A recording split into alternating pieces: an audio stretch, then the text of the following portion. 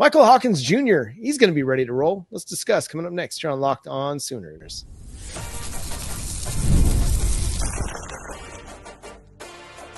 You are Locked On Sooners, your daily podcast on the Oklahoma Sooners. Part of the Locked On Podcast Network, your team every day. Once again, thanks for making Locked On Sooners your first listen every single day. Shout out to all the everydayers out there. Tune in and subscribe to the show wherever you get your podcasts. We're part of the Locked On Podcast Network, your team every day. Michael Hawkins Jr., he's the man of the hour for the Oklahoma Sooners, getting his first start of the season, his first start since the Navy game. And what is this now? His fifth college start? Because he started. Yeah, you got Auburn, Texas, South Carolina, Navy. So yeah, his fifth collegiate start against, again, one of the worst defenses in college football. It's awful. It's not so good. Bad. A great opportunity for Michael Hawkins Jr. to kind of rewrite some of the thought processes out there about him and his future with the Oklahoma Sooners. Yeah, I mean, if I'm correct, Florida State in their game, because they played Kent State, like a week or two ago? Kent State's going on a tour of collecting money from all of these schools in college football. Kent State is 1-3 on the season. They opened with a win against Merrimack College. Who? And then they lost to Texas Tech in week 2, lost to Buffalo, and then lost to Florida State, giving up 60 plus to Texas Tech and to Florida State. Yeah, Florida State had 498 yards rushing in that game. They had 1, 2, 3, 4, 5, 6 running backs with over 40 yards rushing in the game. 7, 8, 9, 10, 11, 12 people had at least one carry in this game. Actually 11, because Sperry lost 5 yards, which I think is considered a sack, but I digress. That's Kevin Sperry, that is. Old friend alert. Kevin Sperry was 4 for 5 for 64 yards in that game. My man. My point behind all of this is they likes to give up the yards. Yeah. They gives it up willingly. Here, you can have it. It's all yours. That's why I lost my mind in the other segment about this. But I do think that Michael Hawkins should be able to go out here and put up some numbers. This is a game that gives him the opportunity to warm up and get used to the guys in the room. Because, of course, we don't know if John Mateer will be ready for Red River. Mm-hmm. John Mateer's telling everybody he's going to play. That's why he came to Oklahoma, is to play in Red River. Totally understand that. But we don't know if he's going to be able to play in Red River. So you got to tune up that quarterback and have prepared. And this is the perfect opportunity.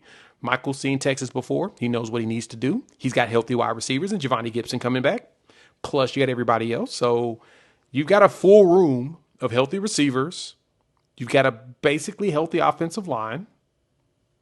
And now we just need the running game to follow it. And so to me, it's funny because the score of this game, to me, doesn't matter as much. It's the yards of production. If we win this game 35-0 and we get 600 yards of total offense, I'm happy. This is the stat padding game.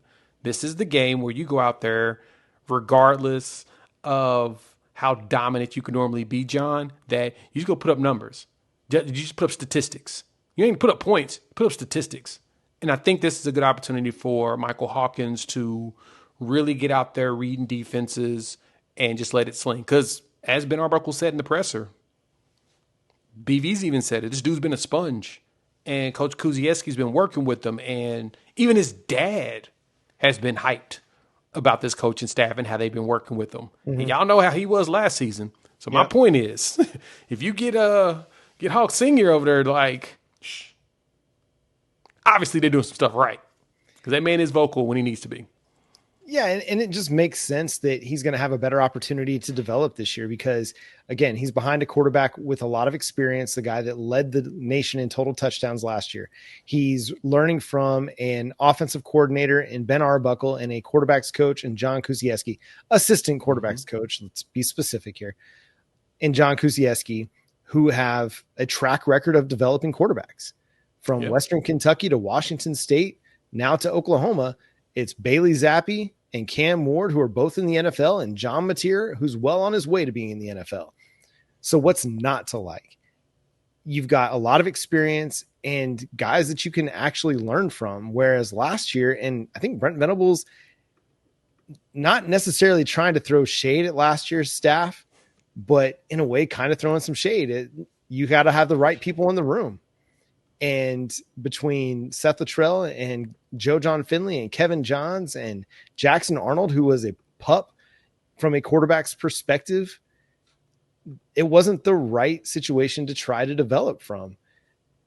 And thankfully, we get kind of a do-over with Michael Hawkins Jr. this year. And thankfully, he's mentally tough enough that he can bounce back from the woes of last year. You know, this is a kid that just puts in the work. And I think that's the thing that's impressed, you know, everybody that's been around him, is he just works his tail off. He's not going out there just expecting things to happen. He's putting in the work in the off season, in the winter time, whenever he can, so that he can be the best that he can be. And I really do think we're going to see a significantly improved Michael Hawkins Jr., a more confident Michael Hawkins Jr. when we see him this Saturday against Kent State or at any point during the regular season this year. Yeah, I think the confidence is going to be what's key. And by getting the confidence, that makes me feel like we'll be just fine going forward. Like, I've even heard a few people say that even those others have been freaking out about, you know, the no material situation. A lot of people are like, I think Oklahoma's going to be fine with Hawkins out there, especially because not only does Hawkins come in here with the healthy weapons around him, but he also got that defense to back him up. Mm-hmm. Yeah, it's a defense that, okay, I don't have to go and put 40 on the board. You know, Nope. It's an offensive line that's actually going to give me time in the pocket. You know, it's wide receivers that are actually going to catch the ball when I throw it to them, are going to be able to get open down the field so that I can throw it to them. Whereas last year, you didn't have any of that. You didn't have pass protection. You didn't have a scheme that was going to be conducive for your young quarterback. You didn't have any wide receivers with production to their ledger before they got to Oklahoma, and really at any point during the season last year, only a few big plays led to what we did get out of those wide receivers. Just no consistency. You have a much more consistent wide receiver room this year, even though you've had different guys lead the team in yards each week. Although Isaiah Sategna has led them each of the last 2 games, you're still a whole lot more consistent with Burks, Sategna, Keontez Lewis, and then the X factor in Jaren Kanak. I mean, he's going to have a field day. If they decide to throw Michael Hawkins 50 times, the dude could throw for 500, 600 yards. It's crazy. But the fact that you got 3 dudes over 200 yards, 4 dudes over 200 yards receiving this season is pretty big. Yeah, I mean, we're going to surpass last year's receiving totals in like 2 or 3 games. That's terrifying.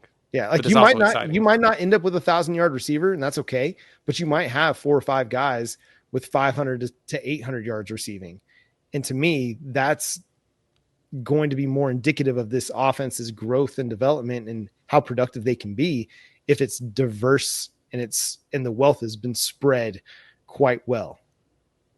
John, we had 5 receivers last year over 200 yards receiving for the whole year.